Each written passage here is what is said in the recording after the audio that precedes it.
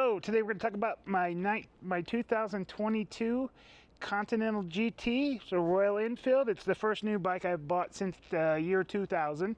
The build quality is excellent. If you have any reservations about buying from India, I really haven't found anything that sticks out. The bike is extremely attractive, and it kind of falls under that era in time when you could literally drop in the corner and pin the throttle, and there's something satisfying about that. It's kind of hard to explain. If I jump on a GSX-R 1000, that bike will outride me and I'll end up hurting myself. This thing, you can jump in, run it as hard as you want, as fast as you can, and it's not going to bother you. It's only about 50 horsepower. So for first-time buyers, yeah, but like I said, I'm not exactly a first-time buyer. I've literally owned hundreds of bikes, and it still does the trick for me. It's I took it out. Did a track day or two track days on it, and the bike was fine on that. We had a little bit of rubbing on the bottom, of course. Had to pull the curb finders off. The suspension is what you'd imagine an Indian designed for someone who weighs 140 pounds. I weigh 260 pounds, so I was taxing the suspension on the track farther than it could go. The fix for that is I will be taking the forks off, sending them to Race Tech, having them put emulators in it. I'll put a better set of shocks, probably Öhlins, at the very least YSS, something with an appropriate spring for my weight, which is one of the big problems. These shocks were not bad. They're just undersprung for me, and I don't really like the progression on the spring either. Other than that, I took it bone stock up there. I put a set of Race Tech road race tires. These are dot tires that can be driven on the street.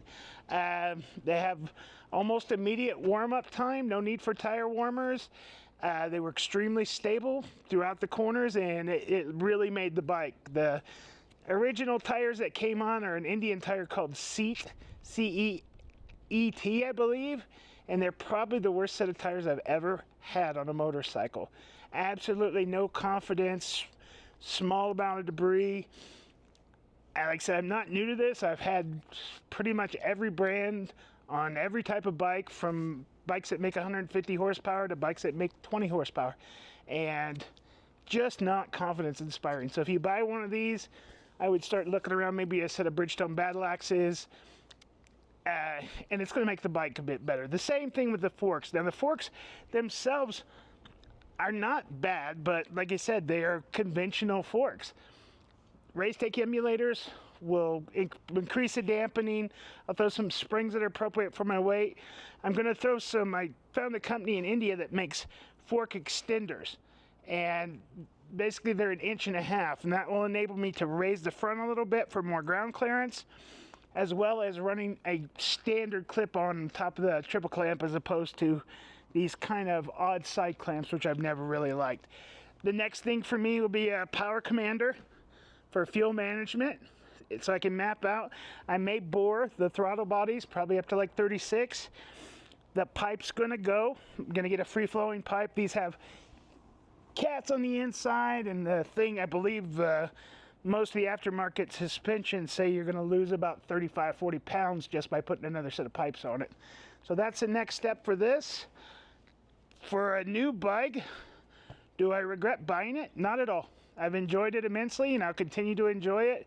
The price, the buy-in on this is almost nothing. If you're looking at, say, a CBR 300 or a Ninja 400, it's a different kind of bike, don't get me wrong, but this is actually quite comfortable, and it's actually an interesting thing. When I drive up, people like the look of it. People flip the Ponzies when I'm driving by down the road. I think most of them think it's an older bike, but it's got most of the modern conveniences. So if you like the content, subscribe and hit the like button. It'll keep us doing these. Thank you.